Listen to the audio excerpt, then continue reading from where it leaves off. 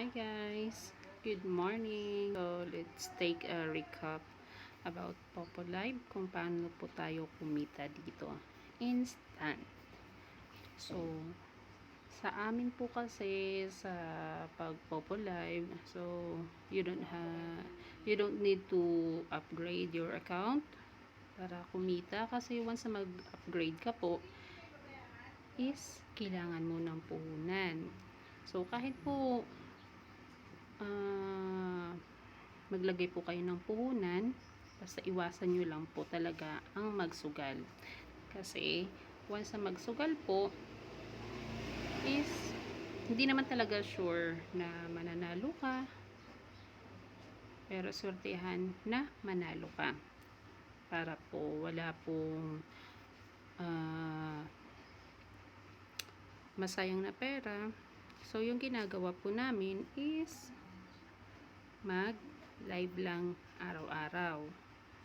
Sa live po is, sa solo live po is yan po, 1,000 points. Then,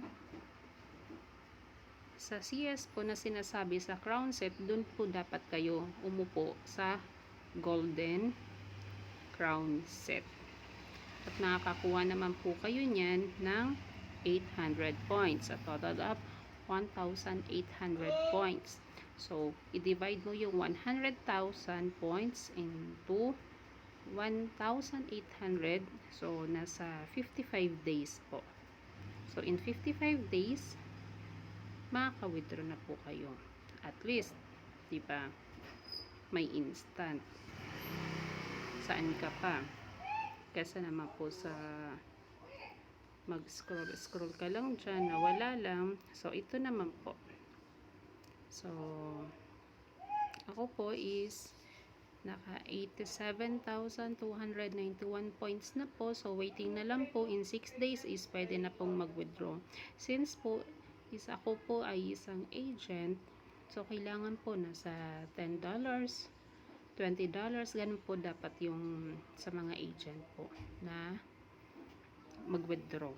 Unlike po sa hindi ka po agent is 100,000 points or more. All in all, pwede nyo po yan ma-withdraw. So, advantage naman po yan sa mga hindi agent. So, ako po kasi is agent na. Kaso hindi na po active. Nagtatasking na lang po ako. So, ganun po. Ako po is sa totoo lang po is may dalawa po akong account. So, yung ginagawa ko po is monthly po, nagwi-withdraw po ako sa isang account. Ito po in 6 days po ay pwede na pong ma-withdraw yung 100,000k points. So yung isa naman pong account next month po ulit may schedule po ako niyan para po may instant 500 ako monthly. Diba?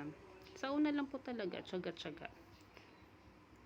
So, kung may mga tanong po kayo, the next vlog ko po, magbibigay pa po ako ng ilang tips.